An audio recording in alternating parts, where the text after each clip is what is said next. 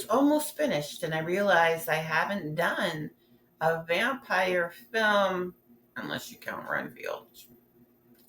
So today's feature is Blood, which was released June 27th of 2023 by director Brad Anderson, starring Michelle Monaghan and Skeet Ulrich.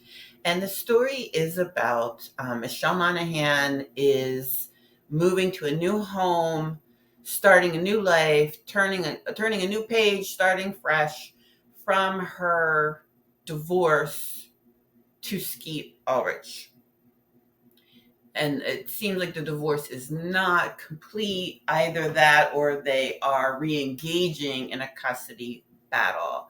So Michelle's character is an addict.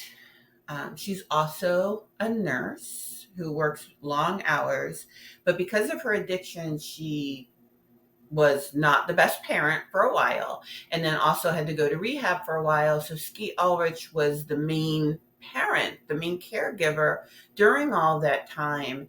And now she's fighting him, like she's trying to get full custody of the kids, and he's fighting, asking why he went from 24/7 to now just 4 days a month, which understandable. He did apparently have an affair with the nanny, which is, boring, but that doesn't mean he shouldn't see his children. Anyway, besides the point, she's moving to this new house way out in the middle of nowhere, like literally in the middle of nowhere, and it belonged to her aunt or something. And the kids are, they're kind of excited to explore a new place, but kind of like, why are we here?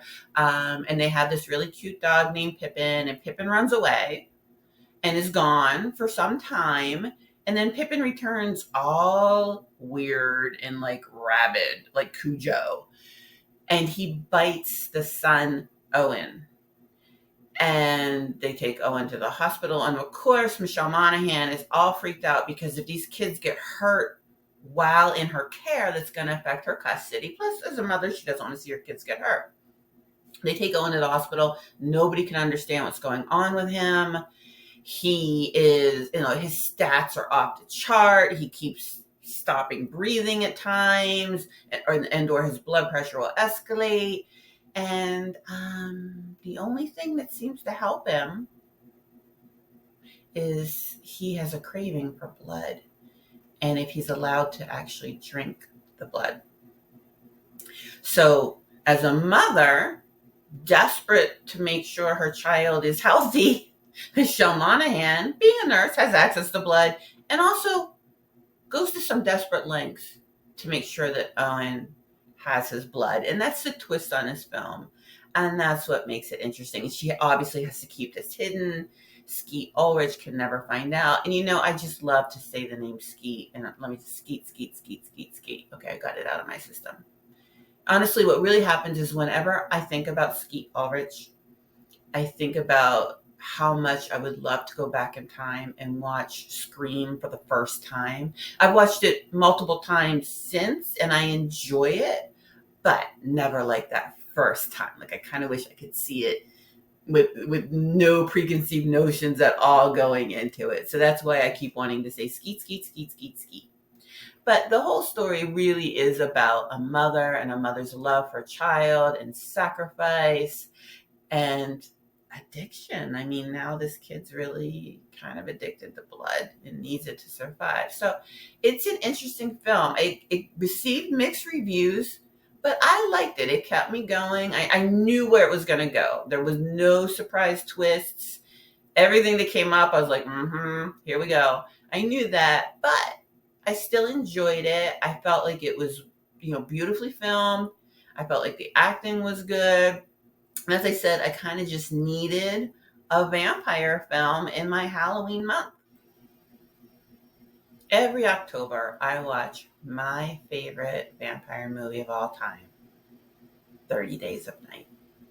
But because I put that stupid 2023 stipulation on myself this year, I will not have the time to watch it. So I did want to mention it, but I actually want to go in another direction because I know I always talk about 30 Days of Night. Anytime I'm asked to be on a podcast or interviewed or whatever, and I'm asked about vampire movies, I can't stop rambling about the film 30 Days of Night. I absolutely adore it. I love it. The last like 3 minutes, but I love the vampires. They're chilling. I love everything about it. But I'm going to go on a different tangent for this sidebar and talk about the graphic novel 30 Days of Night, which was, to me, groundbreaking. I'm a huge graphic novel fan. I remember when this came out, and I remember it just blowing my mind. Let's look at some of this together. Look at this cover. If that doesn't grab your attention, I don't know what would at this point. And then this is just so evocative. If you've ever been in a whiteout and you know how disorienting it can be, this is really, this is gorgeous. And then the minimal use of color, fantastic. Same thing here. All this gray and shadow and then color. Really wonderful.